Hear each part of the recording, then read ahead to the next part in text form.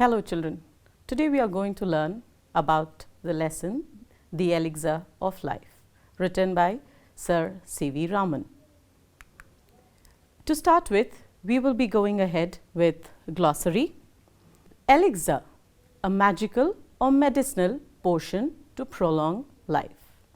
Example, I wish there was an elixir to cure my grandfather. Trough, a channel used to convey water.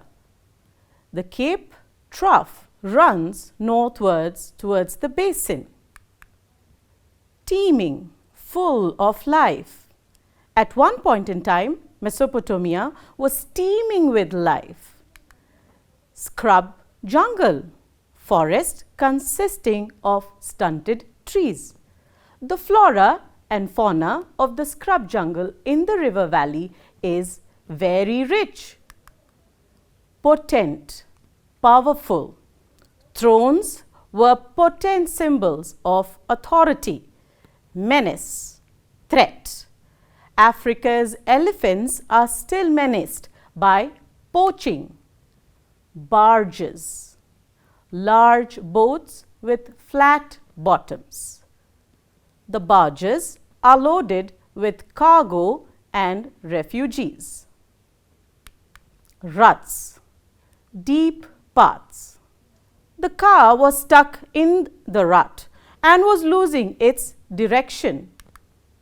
Gullies and ravines, path worn out by running water. The velocity of the gushing water created the gullies.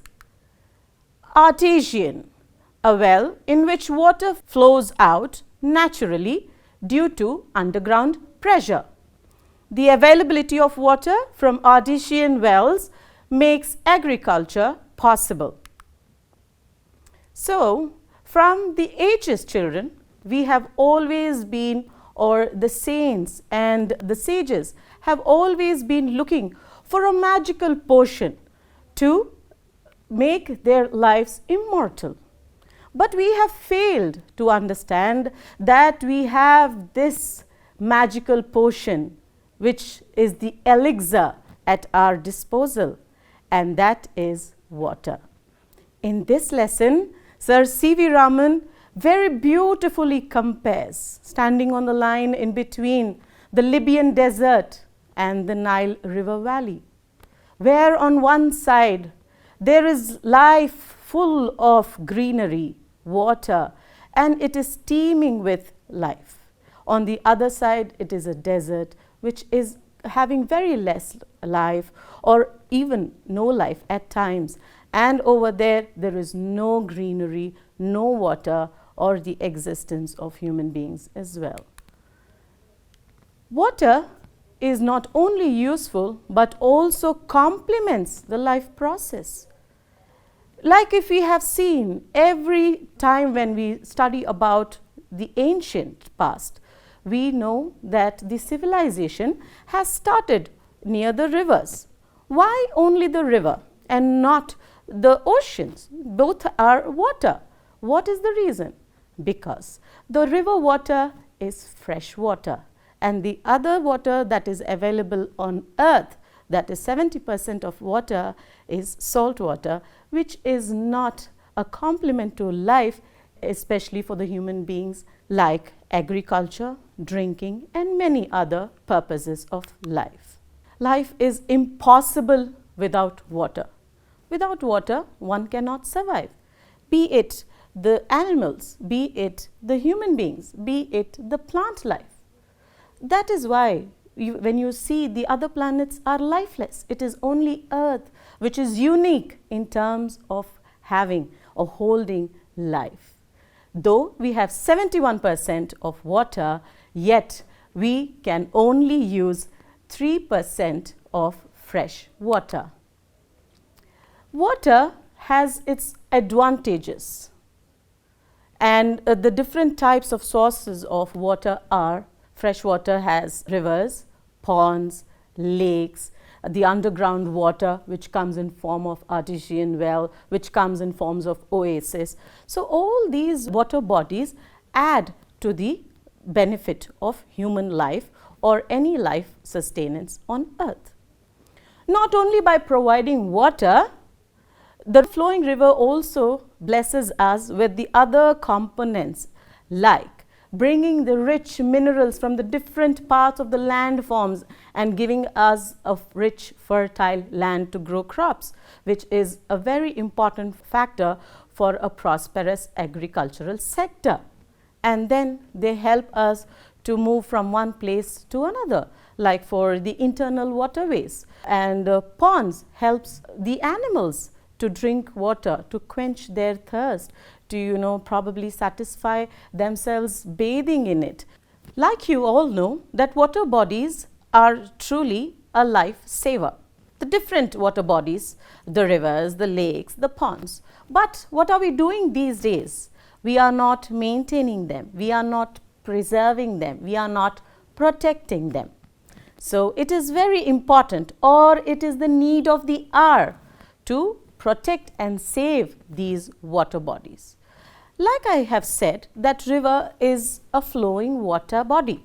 Now, when river is flowing water body, it definitely has to go and end its limit elsewhere.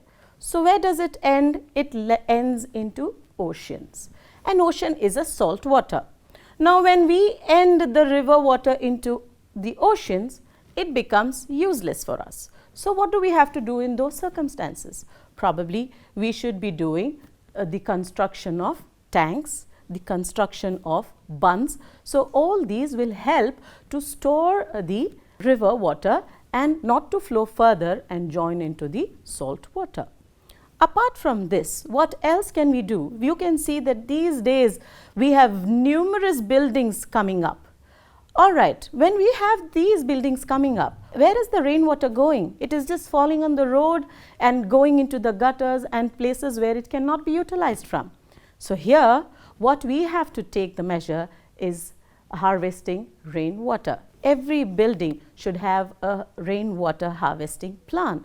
So this will not only help us to take the rainwater from the different buildings deep into the ground level, and it in turn adds on to the ground level water. The river water, when it has so many benefits, it also has an adverse effect.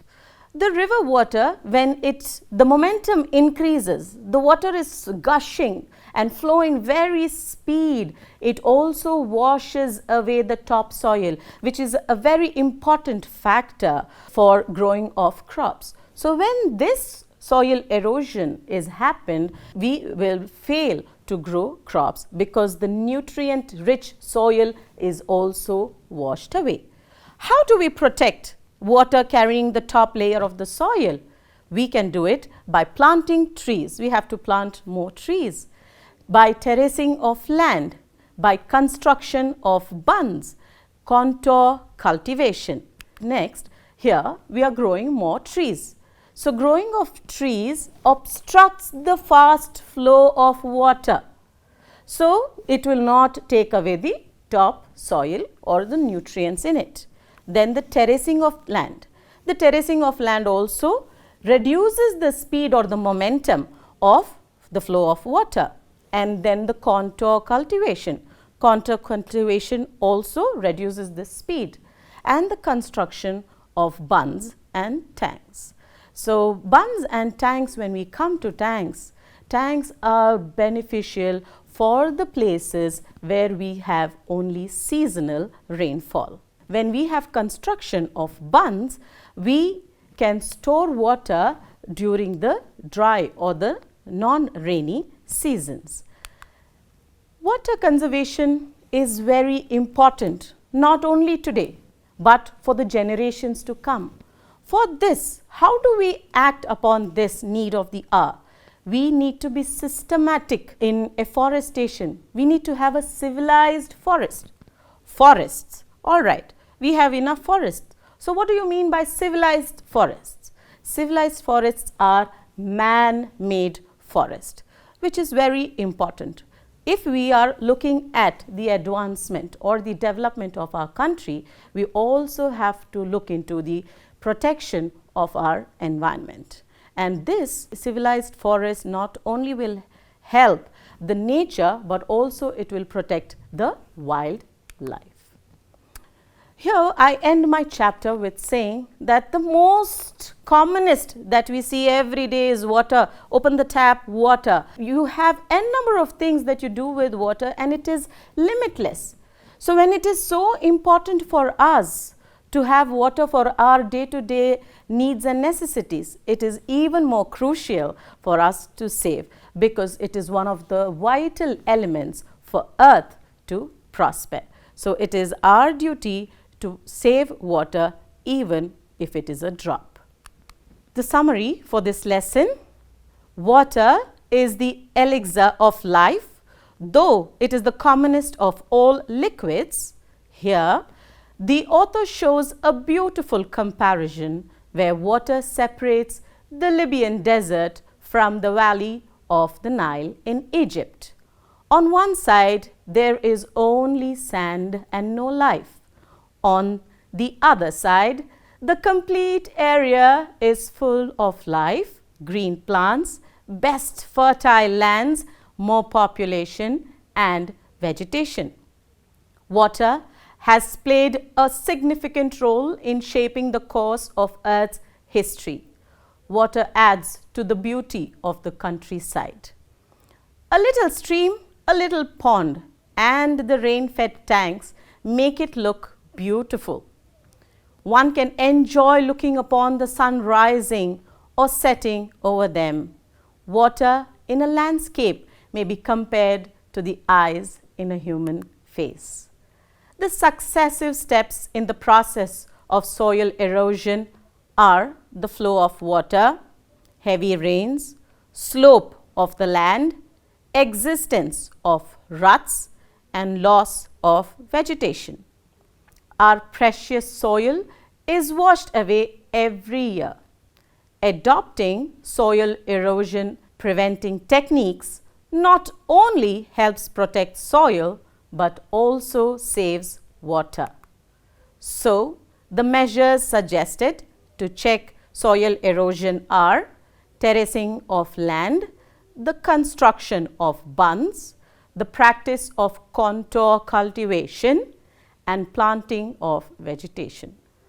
Apart from these, vast areas of mere scrub jungle could be turned into fertile and prosperous land by well-planned action. Water is the basis of life. Water is necessary for animal life and moisture in the soil for the life and growth of plants and trees. No life is possible without water. It is also must for agriculture. Thus, the conservation and utilization of water is fundamental for human welfare.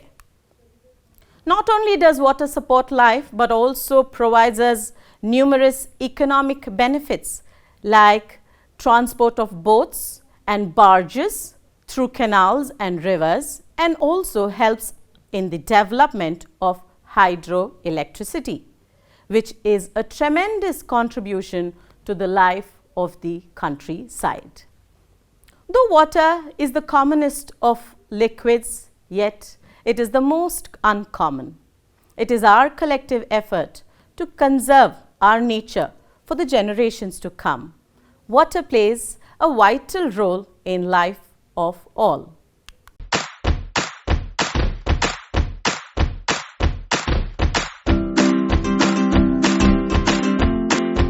Water conservation encompasses the policies, strategies and activities made to manage fresh water as a sustainable resource, to protect the water environment, and to meet current and future human demand.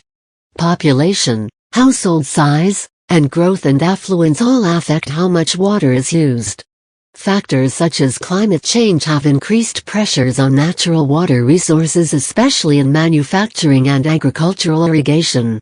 The goals of water conservation efforts include 1.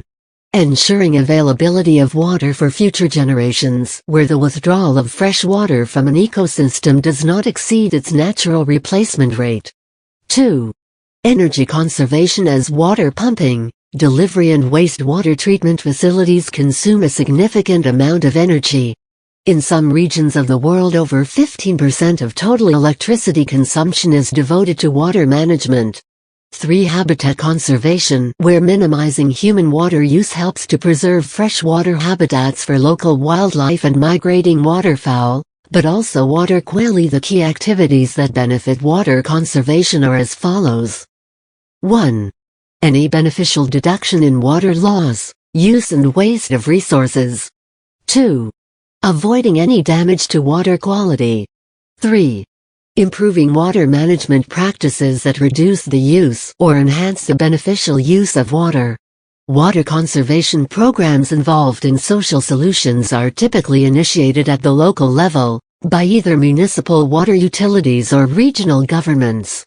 Common strategies include public outreach campaigns, tiered water rates, charging progressively higher prices as water use increases, or restrictions on outdoor water use such as lawn watering and car washing. Cities in dry climates often require or encourage the installation of xeriscaping or natural landscaping in new homes to reduce outdoor water usage. With this, we have learnt that how important water is and what are the benefits of water, both in terms of sustaining life and in terms of making money. Whereas water can be advantageous, it can also have an opposite effect. This opposite effect can be stopped by a systematic and intelligent planning. When I say adverse effect, when I say, the opposite effect. So now I have a story for you here. This story I have highlighted few words in green. Now I want you to quickly grab your pencil and a book and then start writing the opposites of this. Many years ago, there lived an old poet. Old. The opposite of old is young. He had a beautiful cottage in a small village. Beautiful. The opposite of beautiful is ugly. Small. The opposite of small is big. One evening, suddenly a huge storm arose from nowhere. He sat quietly beside a fireplace in the comfort of his warm living room. Quietly. Then, making noise. The fresh apples were roasted, which filled the room with its aroma. Fresh. The opposite of fresh is stale. I feel sad for the ones who do not have roof over their head, the poet thought. Sad, happy. Suddenly, he heard a squeaky voice. Oh, please let me in. I am completely wet and cold, a small boy exclaimed, standing at the door of the poet's cottage.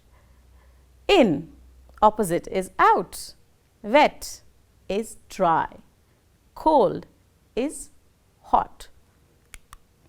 Poor thing, you look so cold and exhausted. Please come in and sit down, the poet said and called him in. He made him sit on a chair. The old poet offered him some boiled wine. The boy drank the wine happily and started feeling better. The boy climbed down and started singing and dancing out of joy. Down, the opposite of down is up, happily. The boy drank the wine happily. The opposite will be sad. The boy climbed down. Down again would be up. So what we have done in this story is we have learnt the opposites. The opposites are called as antonyms. So we have learnt antonyms today. We move on to another part. Jessica eats an apple every day. She loves apples. Apple is a countable noun.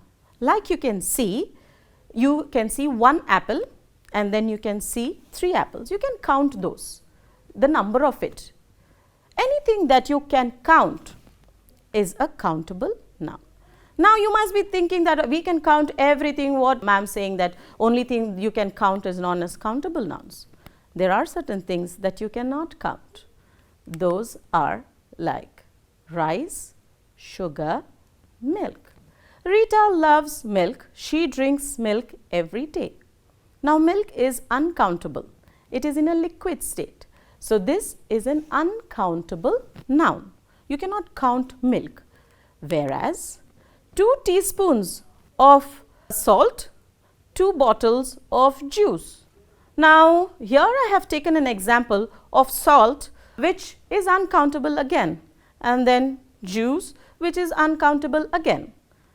Here we are seeing that we'll go to the shop and tell, can I have a bottle of juice? You will say that we can count juice, that give me 1 bottle, give me 2 bottles. So why is it coming under the uncountable nouns? We are not counting the juice here, but we are counting the containers that it comes in. Maybe a glass of juice, maybe a bottle of juice. So here we are counting the containers of it in terms of the uncountable nouns. We can measure uncountable nouns as per the containers in liters, half liter milk, 1 liter milk, and in kilograms. Give me half a kg of sugar, please. Give me 1 kg sugar, please. You are measuring it. You are not counting it. I have given you here a few examples of countable and uncountable nouns. Mobile, countable. The number of mobiles, 10, 100, 1000, we can count them. Uncountable noun, ice cream. You cannot count the ice cream, but you can count the scoop of ice cream. You can count the cone of ice cream. You can count the buckets of ice cream. Then the next example is fish. Fish is an aquatic animal. Now fish you can count as an animal. But when fish is now converted to meat, it is now measured. It is no more countable noun. How to identify countable nouns or uncountable nouns? First, we are going to learn about countable nouns. They can be used in a singular or plural. Give me an apple. Give me apples. Give me a banana. Give me bananas. Then we have articles a, an, and the that can be used before the countable nouns. Give me the apple from the basket. Then how to identify uncountable nouns? They do not take plural form. Like you cannot say, give me sugars, give me rices. They do not take plural. They are not preceded by indefinite articles a and an, whereas the is a definite article. They always take a singular verb. Example, knowledge is the goal of education. So here it is taking as singular, knowledge. You cannot count knowledge. So it is taking singular. Now here you can add the to both countable and uncountable nouns. I have given you an example here. I know the man who has stolen the dog. So man is countable. 1 man, 10 men. So 100 men, we can count them. Dog, animal, we can count them. Then I am saying that you can use the for uncountable noun as well. The paper of this book is of good quality.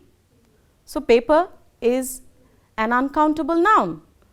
So we are using the. So the can be used in both countable and uncountable nouns. Countable and uncountable nouns. Countable nouns are things we can count. For example, cats. My brother has a cat. My sister has 2 cats. My friend has 3 cats.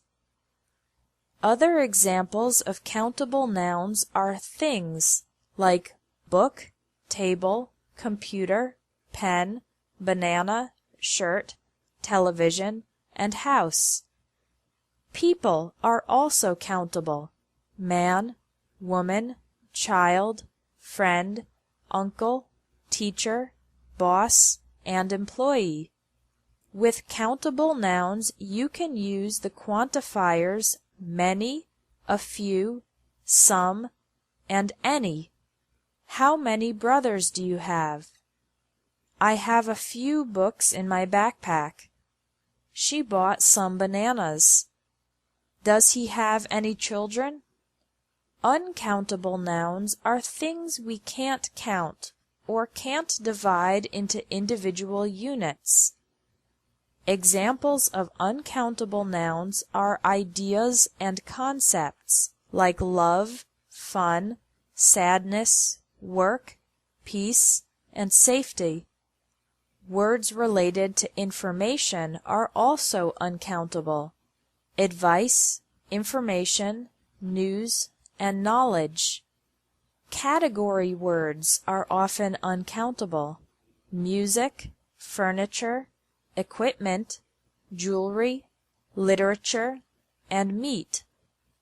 Finally, there are liquids and other foods that can't be counted. Water, butter, rice, flour, and milk. With uncountable nouns, you can use much, a little, some, or any. I have too much homework. Add a little butter to the recipe. We heard some great music. He doesn't have any furniture. Never add s to uncountable nouns.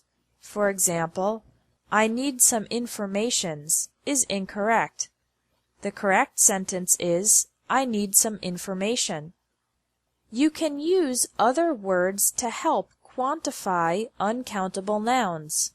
For example, he gave me 2 advices is incorrect because advice is uncountable.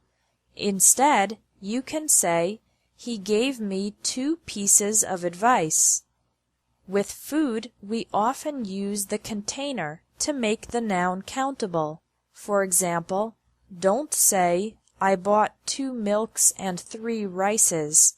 Instead, say, I bought 2 bottles of milk and 3 boxes of rice. So this is your assignment, children, and I want you to describe how water is compared to divine Amrita. And then list out the factors influencing soil erosion.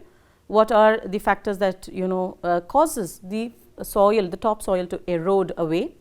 And then I have given you a list of nouns. Then you have to separate them as to countable and uncountable nouns. Thank you so much, children. You all have a wonderful time.